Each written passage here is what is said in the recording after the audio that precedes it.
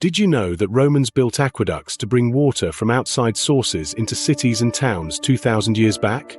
Ancient Roman aqueducts are remarkable feats of engineering built over a period of 500 years from 312 BC to 226 AD to bring fresh water into cities across the Roman Empire.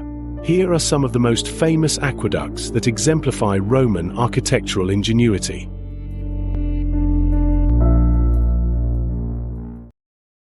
Pont du Gard, France. Built around 19 BC under the reign of Augustus and completed in the 1st century AD, the Pont du Gard is one of the best preserved Roman aqueducts. It took about 5 years to build the bridge and 20 years total for the full aqueduct system. It was originally constructed to transport water from the spring it uses to the Roman colony of Nemausus, known as Nims today. The structure stands 48.8 meters high and spans approximately 273 meters, featuring 3 tiers of arches. The aqueduct was in use from 60 AD to 500 AD and is now a UNESCO World Heritage Site, and it is one of France's top tourist attractions, receiving over 1.4 million visitors per year. Aqua Virgo, Rome.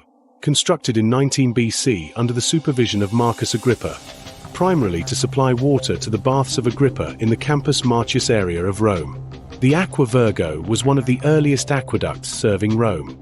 It brought water to the city from a source near the Anio River and has been continuously maintained, supplying water to the Trevi Fountain today. The name Virgo, meaning virgin, is believed to derive from the purity of its water. According to legend, a young girl led Roman soldiers to the springs, which resulted in the aqueduct being named after her. The aqueduct was capable of delivering over 100,000 cubic meters of water daily at its peak.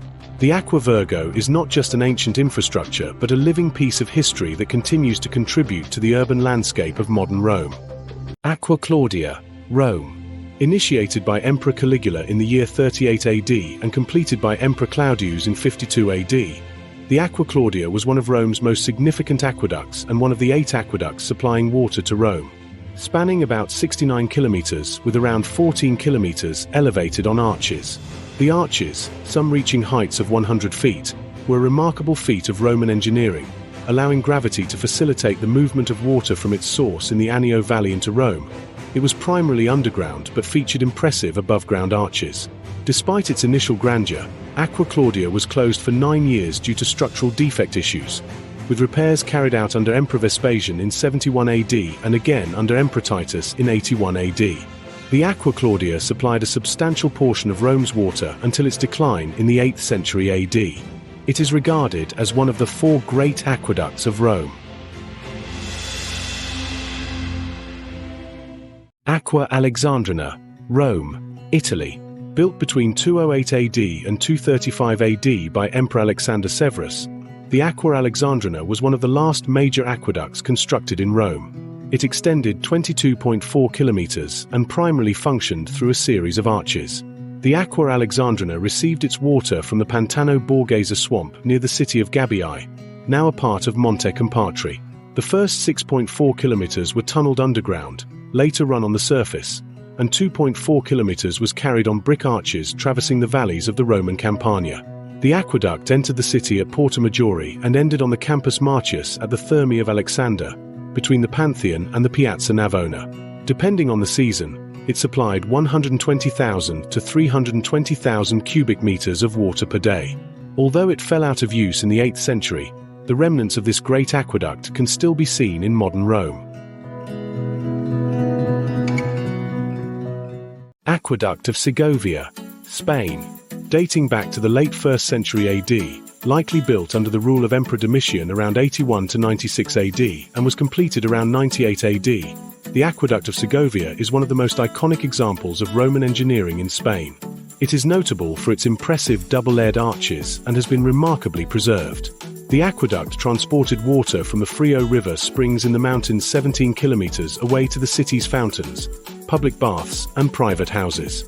It is an enormous construction of masonry, 813 meters in length, consisting of 4 straight segments and 2 superimposed arcades borne by 128 pillars. At its lowest point, the aqueduct stands 28.5 meters above ground. Today, the Aqueduct of Segovia remains one of the most intact Roman aqueducts in Europe, and it is a UNESCO World Heritage Site. These aqueducts not only highlight the advanced engineering techniques of the Romans, but also their ability to meet the demands of growing urban populations, leaving a lasting legacy that can still be admired today. The Romans' audacious vision and ingenious craftsmanship transformed the fabric of civilization, leaving an indelible mark on the world.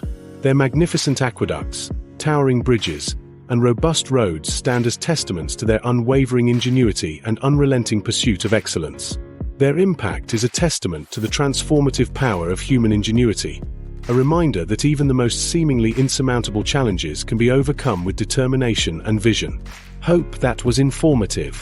Thanks for watching. Like, share and subscribe. See you in another video shortly.